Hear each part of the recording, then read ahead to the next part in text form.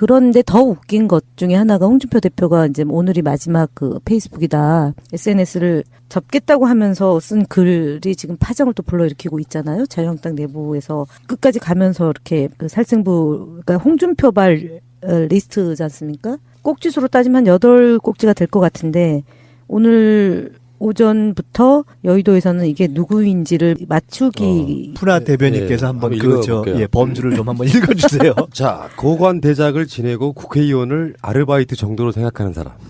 우리가 한번 맞춰보죠. 뭐 누구예요 이건? 저는 뭐 김모 박모 이렇게 하세요. 그런 분이 있어요. 고관대작 지내고. 예를 들면 장관을 지낸 사람. 그런 사람들이 일부 있겠죠. 그 당에도. 추한 사생활로 더 이상 정계에 들 수 없는 사람. 이건 또 누구예요? 누구예요? 그건 모르죠. 자기들끼리 도는 게 있겠죠. 국비로 세계 일주가 꾸민 사람. 이거는 이제 외통이 아닌가요? 외통이. 외통이 소속. 카멜레온처럼 하루에도 몇 번씩 변색하는 사람. 감정 조절이 안 되는 사이코패스 같은 사람은 이거 홍모 아닌가요? 홍모 씨 같은데. 다음에 친박 행세로 국회의원 공천 받거나 수차례 하고도 중립 행세하는 뻔뻔한 사람. 탄핵 때 주대 없이 오락가락하고도 얼굴 경력 하나로 소신 없이 정치 생명 연명하는 사람. 이거는 동작의 남호 씨 같은데. 얼굴 경력 하나로 이게 얼굴은 뭘까요? 얼굴이 뭐예요?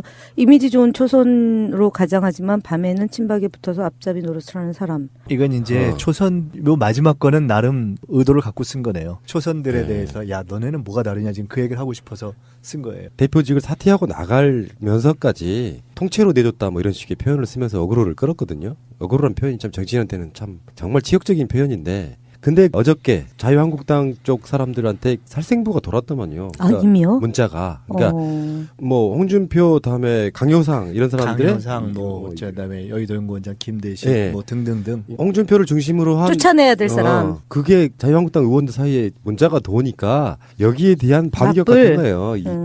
정말 찌질한 사람이에요, 이 사람. 어저께 정종섭, 이은권, 성일종, 김순례, 김성태 의원 등 초선 의원 5명이 지난 10년 보수정치 실패에 책임 있는 중진은 정계 은퇴하고 당을 제대로 이끌지 못한 중진은 당 운영 전면에 나서지 말라는 성명서를 냈고 의총 뒤 초선 30명과 재선 의원들은 따로따로 모여서 각각 이 개혁 방향에 대해서 논의했다. 이거 얘기하는 거잖아요.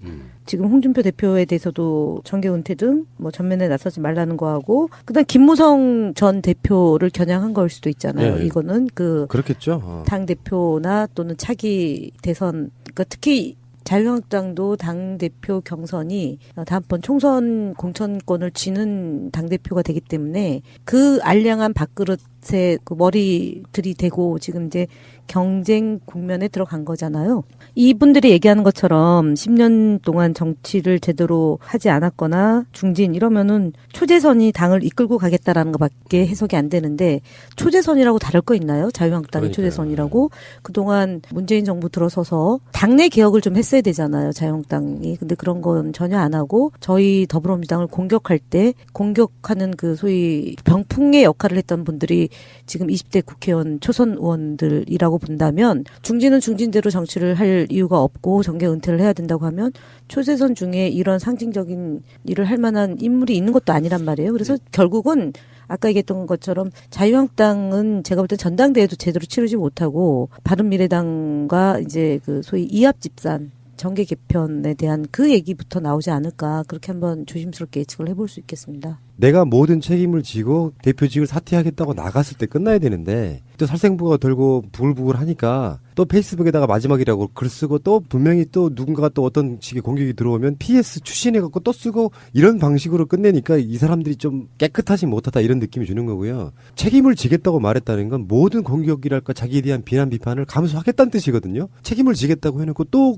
거기에 반격을 하고 홍준표가 이제 완전히 그 비주류였던 입장에서 대안이 없으니까 대선 후보가 되고 당대표가 되는 과정에 제일 먼저 했던 일이 사실은 지역위원장 50여 군데 이상을 자기 친홍으로 갈아치웠단 말이죠. 그래서 뭐 강효상도 대구에 내려가고 자기도 대구에 꽂고 막 이런 방식이었는데 친홍 정당을 만들려고 노력했지만 말도 안 되게 막 제명남발하고 그러면서 자기 반대 목소리 못 내게 만들고 중진들한테는 막 진짜 밥벌레 대하듯 막 하면서 화합도 이끌어내지 못하고 색깔이 어느 정도 일정해야 되거든요. 화합 위주로 가느냐, 개혁 위주로 가느냐인데 화합도 안 되고 개혁도 안 되고 그냥 자기 위주로 막말해가지고 당 이미지만 나쁘게 끌어주다가 결국에 와서는 또 남 탓을 하고 있단 말이죠. 근데 저게 이제 홍준표 대표가 자유한국당을 사실 뭐 홍준표 대표 개인이 자유한국당을 망쳤다고 보기는 어렵고 이 얘기 조금 더 해봐야 될 얘기인데요. 자유한국당 전체가 시대적인 흐름을 잘못 읽는 길로 이제 접어들어서 문제인 거지만 어쨌든 홍준표 대표가 자유한국당을 좀 더 세게 망치고 이것이 이제 일부였다면 물러난 이후에 저렇게 바로 다시 사실상의 정치 얘기를 하는 것은 이제 속편으로 들어가는 거죠. 그러니까 완전하게 망가지고 더 망가지는 이제 그 진흙탕 싸움에 다시 끼겠다는 건데 저렇게 하는 것의 의미는 본인이 볼 때 결국에 이거는 다음 총선을 앞두고 그나마 살아날 가능성이 있는 TK 지역을 핵심으로 하는 이제 공천권 내지는 이 부분을 누가 쥐느냐 거기서 누가 살아남을 수 있는 최소한의 발언권을 갖느냐 하는 이제 싸움이 또 남아 있는 건데 거기서 본인이 볼 때 자신의 명분을 완전히 밟을 정도의 그런 세력이 또 마땅치도 않다라고 지금 생각하기 때문에 이런 거죠. 이제 과거에 우리 민주 진보 진영의 경우도 그렇고 또 다른 정치 일반적인 경우를 보면 이렇게 선거에서 참패한 경우는 통상 뭐 인적 청산을 하거나 아니면 지도부를 바꾸거나 아니면 뭐 노선을 바꾸거나 뭐 당 이름을 바꾸거나 뭐 당 해체 이런 거에 이렇게 다양한 얘기가 나오게 돼 있는데 우선 결국은 마지막에는 정치가 사람으로 정리가 되는 것이기 때문에 어떤 누군가는 개인이든 세력이든 나와서 정리를 해 들어가야 되는데 지금 한번 생각을 해보세요. 이게 정리를 자임해서 들어갈 수 있는 세력이라는 게 마땅치 않잖아요. 홍준표, 뭐 김무성, 이완구 아니면 또 누가 있어요. 지금 초재선 얘기했지만 이게 좀 다른 게 종래에는 저희가 야당을 할 때 초재선 이렇게 하면은 예를 들어 당내에서 아무리 미세하게라도 평상시에 뭔가 정책적 혹은 정치적 목소리를 내온 그룹이라는 게 존재하는데 지금 이름 아는 사람이 없잖아요. 그나마 조금 그런 이름을 알고 일시적으로라도 개혁 뭐 이런 이미지를 유지해 온 게 소위 얘기하는 남원정, 뭐 남경필, 정병국, 원희룡 이런 정도인데 그 부분도 지금 다 갈라져 있고 그렇다고 해서 지금 경남에서 비교적 접전을 벌였다고 하는 김태호 이런 부분이 나설 수 있는 것도 아니고 나경원도 그러니까 사실은 그런 점에서 누구도 일정한 지분을 게다가 뭐 당 밖에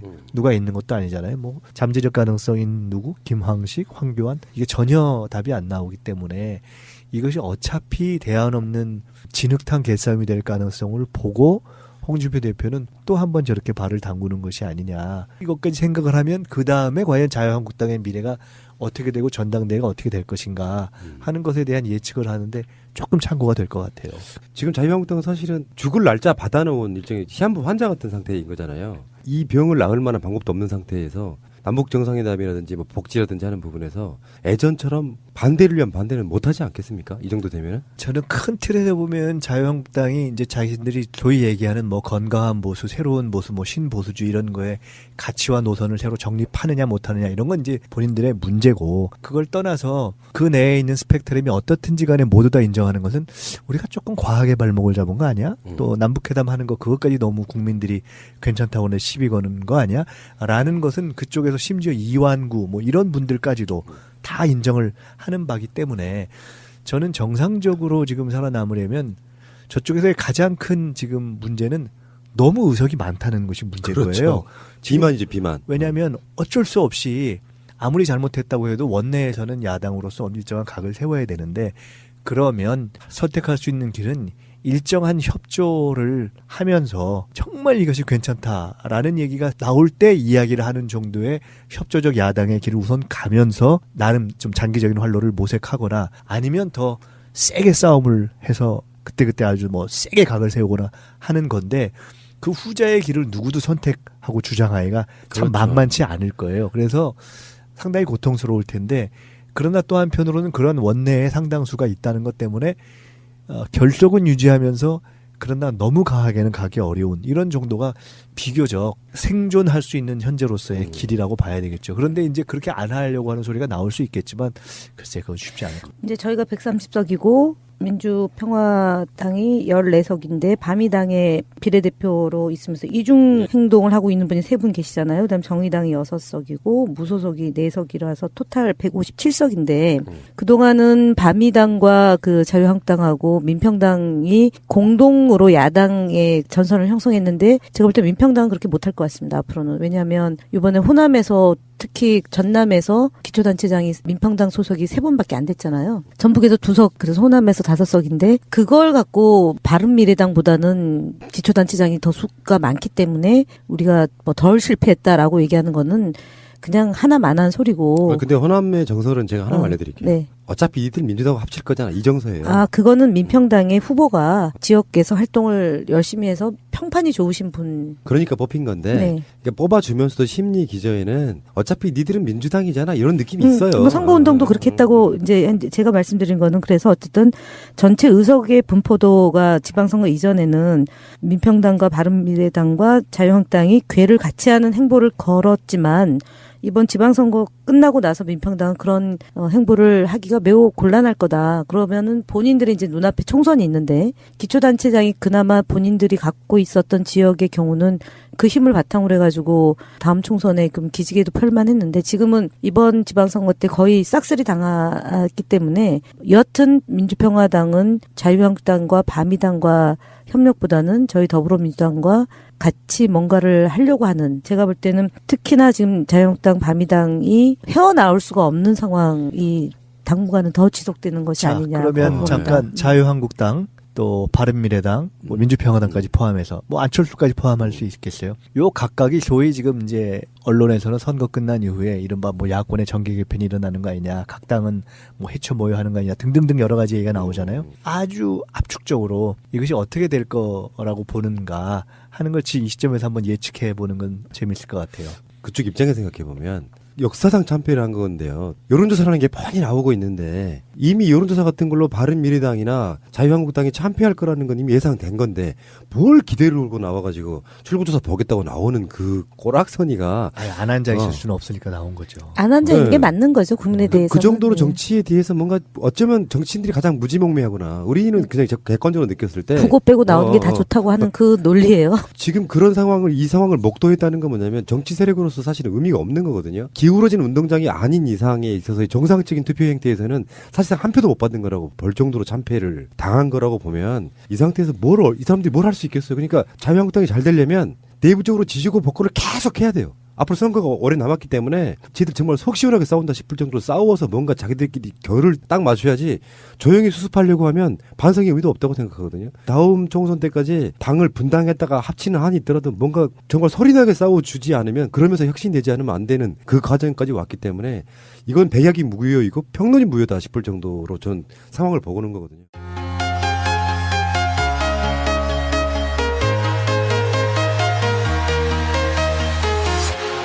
Walking alone, the streets are empty. The only thing I can see is my own silhouette. 일종, 김순례, 김성태 의원 등 초선 의원 5명이 지난 10년 보수 정치 실패에 책임 있는 중진은 정계 은퇴하고 당을 제대로 이끌지 못한 중진은 당 운영 전면에 나서지 말라는 성명서를 냈고, 의총 뒤 초선 30명과 재선 의원들은 따로따로 모여서 각각 이 개혁 방향에 대해서 논의했다. 이거 얘기하는 거잖아요. 지금 홍준표 대표에 대해서도 정계 은퇴 등 뭐 전면에 나서지 말라는 거하고, 그다음 김무성 전 대표를 겨냥한 거일 수도 있잖아요. 네. 이거는 그렇겠죠. 당 대표나 또는 차기 대선, 그러니까 특히 자유한국당도 당대표 경선이 다음번 총선 공천권을 쥐는 당대표가 되기 때문에 그 알량한 밥그릇에 그 머리 들이대고 지금 이제 경쟁 국면에 들어간 거잖아요. 이분들이 얘기하는 것처럼 10년 동안 정치를 제대로 하지 않았거나 중진 이러면은 초재선이 당을 이끌고 가겠다라는 것밖에 해석이 안 되는데, 초재선이라고 다를 거 있나요? 자유한국당이 초재선이라고. 그동안 문재인 정부 들어서서 당내 개혁을 좀 했어야 되잖아요, 자유한국당이. 근데 그런 건 전혀 안 하고 저희 더불어민주당을 공격할 때 공격하는 그 소위 병풍의 역할을 했던 분들이 지금 20대 국회의원 초선 의원들이라고 본다면, 중진은 중진대로 정치를 할 이유가 없고 정계 은퇴를 해야 된다고 하면 초재선 중에 이런 상징적인 일을 할 만한 인물이 있는 것도 아니란 말이에요. 그래서 결국은 아까 얘기했던 것처럼 자유한국당은 제가 볼 때 전당대회도 제대로 치르지 못하고 바른미래당과 이제 그 소위 이합집산 정계 개편에 대한 그 얘기부터 나오지 않을까, 그렇게 한번 조심스럽게 예측을 해볼 수 있겠습니다. 내가 모든 책임을 지고 대표직을 사퇴하겠다고 나갔을 때 끝나야 되는데 또 살생부가 들고 부글부글 하니까 또 페이스북에다가 마지막이라고 글 쓰고 또 분명히 또 누군가가 또 어떤 식의 공격이 들어오면 PS 추신해갖고 또 쓰고 이런 방식으로 끝내니까 이 사람들이 좀 깨끗하지 못하다 이런 느낌이 주는 거고요. 책임을 지겠다고 말했다는 건 모든 공격이랄까 자기에 대한 비난 비판을 감수하겠다는 뜻이거든요. 책임을 지겠다고 해놓고 또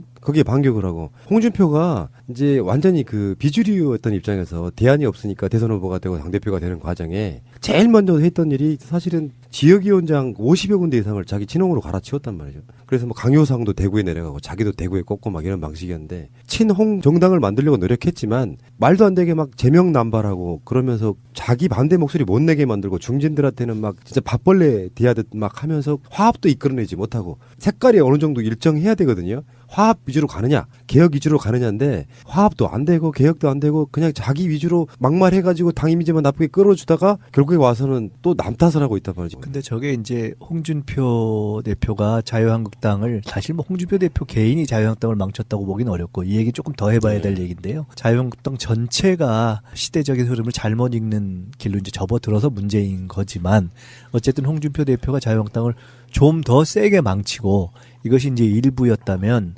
물러난 이후에 새로 국회의원 공천 받거나 수차례 하고도 중립 행사는 뻔뻔한 사람. 탄핵 때 주대 없이 오락가락하고도 얼굴 경력 하나로 소신 없이 정치 생명 연명하는 사람. 이거는 동작의 나모씨 같은데. 얼굴 경력 하나로 이게 얼굴은 뭘까요? 얼굴이 뭐예요?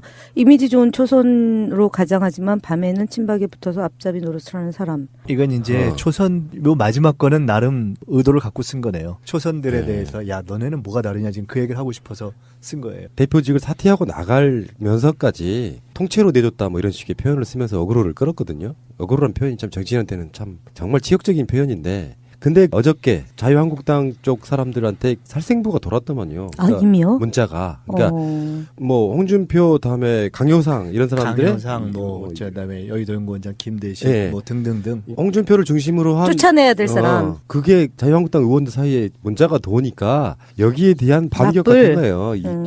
정말 찌질한 사람이에요, 이 사람. 어저께 정종섭, 이은권, 성일 그런데 더 웃긴 것 중에 하나가 홍준표 대표가 이제 오늘이 마지막 그 페이스북이다 SNS를 접겠다고 하면서 쓴 글이 지금 파장을 또 불러일으키고 있잖아요. 자유한국당 내부에서 끝까지 가면서 이렇게 그 살생부 그러니까 홍준표발 리스트지 않습니까? 꼭지수로 따지면 한 8꼭지가 될 것 같은데 오늘 오전부터 여의도에서는 이게 누구인지를 맞추기 푸나 대변인께서 한번 한번 그저 읽어볼게요. 예, 범주를 좀 한번 읽어주세요. 자, 고관 대작을 지내고 국회의원을 아르바이트 정도로 생각하는 사람. 우리가 한번 맞춰보죠. 뭐 누구예요 이건? 저는 뭐 김모 박모 이렇게 하세요. 그런 분이 있어요. 고관대작 지내고 예를 국회의원. 들면 장관을 지낸 사람. 그런 사람들이 일부 있겠죠. 그 당에도. 추한 사생활로 더 이상 정계에 들 수 없는 사람. 이건 또 누구예요? 누구예요? 그건 모르죠. 자기들끼리 도는 게 있겠죠. 어. 국비로 세계 일주가 꾸민 사람. 이거는 이제 외통이 아닌가요? 외통이. 다음에, 외통이 소속. 예, 카멜레온처럼 하루에도 몇 번씩 변색하는 사람. 감정 조절이 안 되는 사이코패스 같은 사람은 이거 홍모 아닌가요? 홍모 씨 같은데. 다음에 친박 행세